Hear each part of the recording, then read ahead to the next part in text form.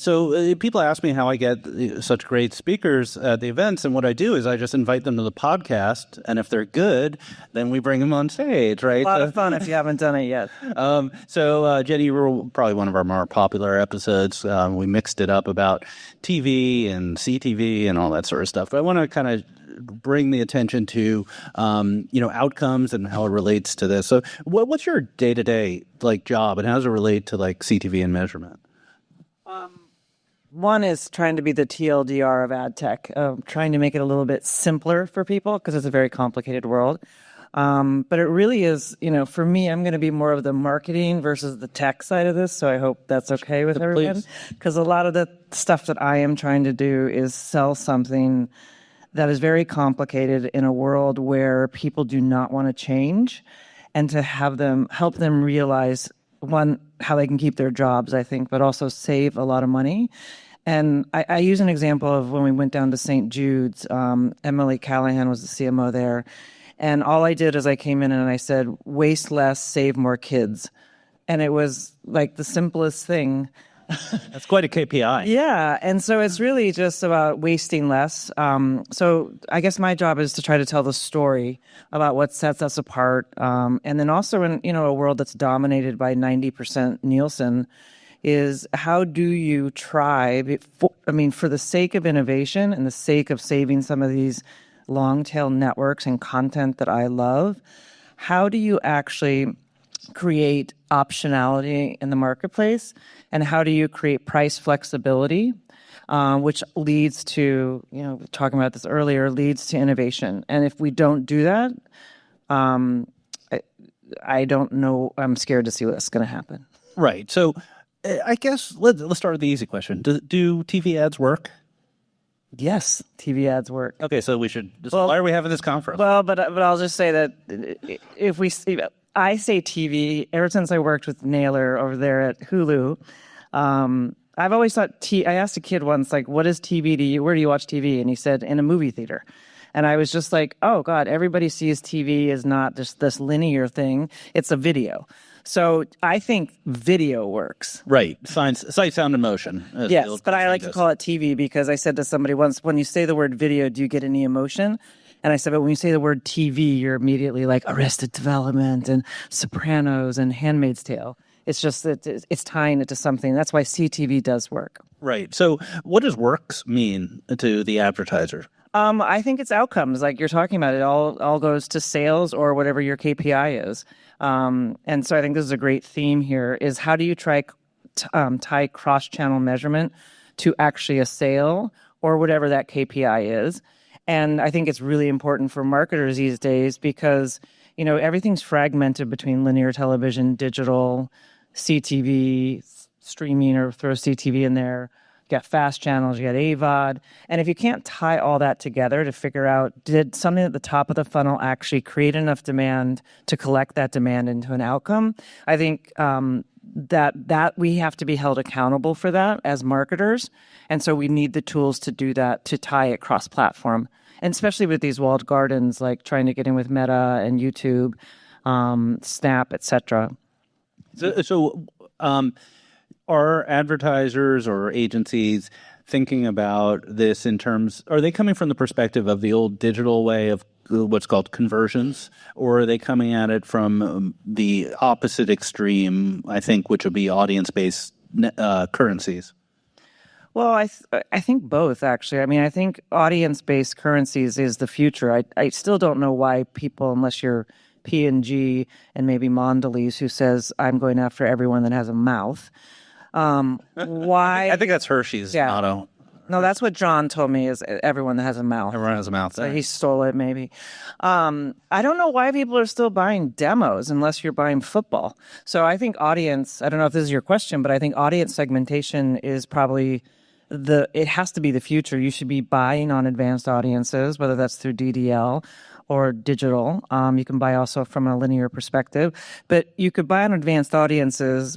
With Pepsi, we actually decrease the CPM, increase reach, and increase sales by 20%. And we just have, it's just like story after story of, if you go after the right people, and you're not just buying impressions, which is sometimes leads to overfrequency or leads to piling up into an area just so you can make the number, it's not going to work. So we have the tools, and why are we not using them? What's a typical advanced audience? Like, not Pepsi, but just give us an example of what someone wants. A cat lover. Cat lover. That wants to buy a Lincoln. That wants to buy a Lincoln. I mean, wow. You could get as deep down that really into, gives you you can get, I mean, even like pharmaceutical companies, I'm not giving away anything here, they don't want new customers. They want somebody that's already on their competitor.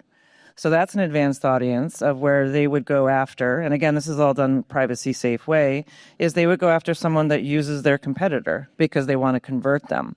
Or someone like Instacart who actually knows what you eat in your house. And so they probably know what kind of diseases you have if you're like lactose intolerant. So then pharmaceutical companies can use those advanced audiences, which is kind of scary, to target someone that might have diabetes. I don't want to be ableist. A lot of people are lactose intolerant. I should have used a different one. And is the audience definition coming from the same sources that the digital people are used to, data brokers and all that kind of complex chain of events that produces data about individuals? Yeah, I mean, but I think we have a lot of our own proprietary tools here at VideoAmp that we do bring in a lot of signals to try to help us. Like we have Valid, which is VideoAmp linked identity and data. And that basically has 6 different inputs into our clean room, which is patented, I'm going to say. But it brings 6 different points in. So we have a much better understanding that if 4 of those signals tell us this person is more likely to do X, Y, and Z, it's probably better than just using Experian. And I guess we kind of blurred the line, that conversation about advanced signals between targeting and measurement. But in this world where there isn't necessarily a call to action that's measurable, is that the mindset where if I reach the audience I wanted to reach, that's an outcome? I think it could be an outcome because they might convert 6 months down the line. So I think you could call those people hopefully intent, that you can actually then mine, I don't know to use that word, but mine them as an advanced audience that is probably further down the funnel that could come to an outcome. So I think it absolutely could be.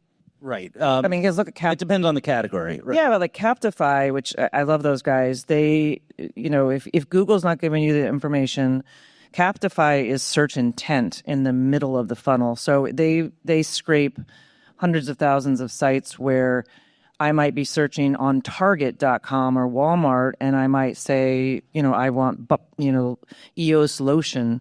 Su Young, by the way, is an incredible president over at EOS. But and then I know that their intent, they have the intent to buy it. So that's mid-funnel intent. I'm not a lotion consumer. No, they make lotion, by the way, not just those lip balms. All right, good to know. So in that case, in that example, you're saying that search volume might be an outcome that's, or sort of a proxy metric for that could prove that the advertising worked. Yeah, and what I like, I mean, again, when I was at Hulu, I remember it was like our CFO kept saying, "Buy more search. It only has a $7 CAC," and I'm like, it's really a $30 CAC because I had to create the demand in order for them to search. Right. And it was so hard to say I can't just buy at the bottom of the funnel. So that's why, last click I think is the wrong way to look at things. Obviously it's an input to say if somebody bought something, but I think that's why I really like the Captify of mid-funnel intent. Then you can try to drive them to buy something. Yeah, so after this, we have James Barrow from Universal Ads, but that whole cohort of sort of bringing SMB to connected TV is very interesting. And they are taking, I think, a little bit more of a digital approach, conversions. They're showing an ad and then trying to drive someone to a web page. Is that just a different market, or do the big companies think that way also? No, I think they think that way too, but I think they just see it as a part of the multi-channel buy. It can't stand alone, and I don't think it can take full credit. So, what do you think about QR codes and ads?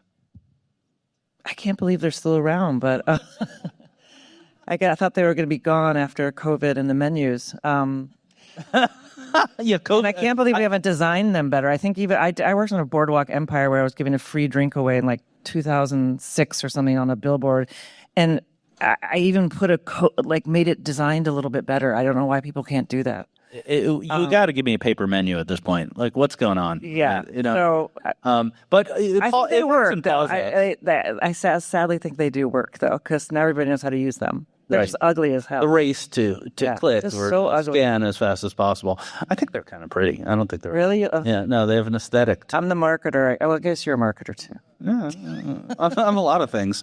Let's talk about the so-called walled gardens and how it interoperates or doesn't interoperate from a marketer's perspective. So I'm spending money on maybe Meta, and they're doing their own measurement, right? And then I'm spending money on other channels, and I'm getting more flexible measurements. So what's the challenge there?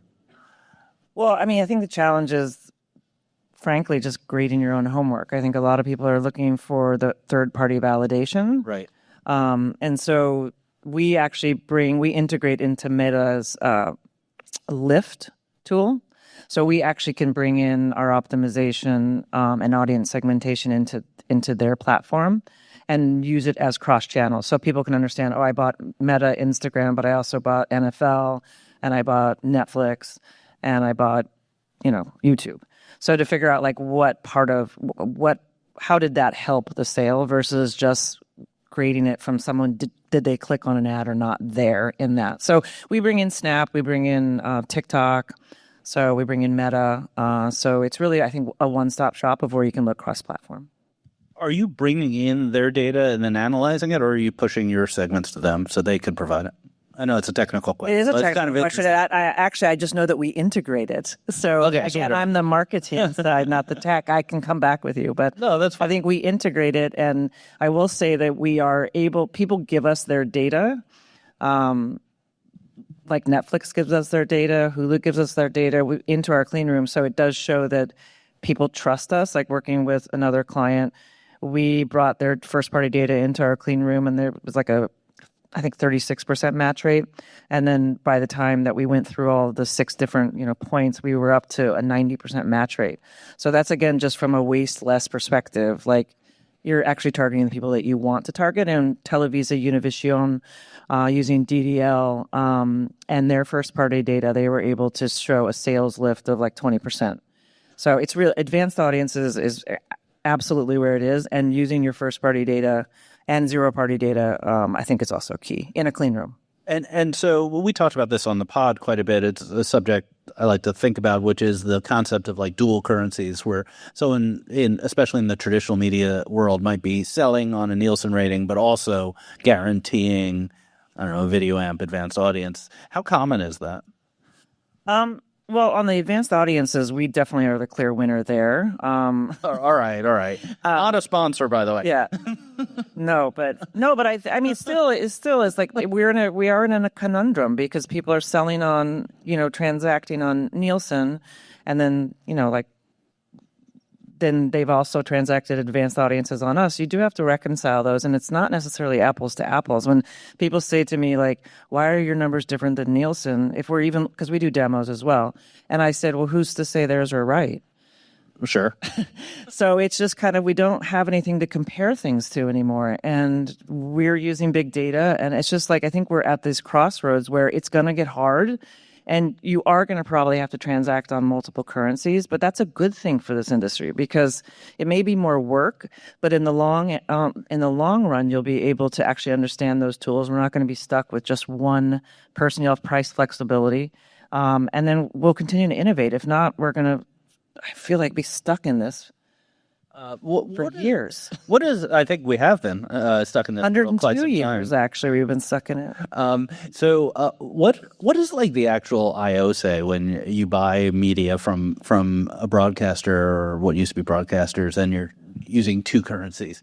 Does it say that I'm going to pay on one and guarantee the other, or is there a clawback if I don't hit the audience? How does that work? Okay, I can't speak for Nielsen. Sure.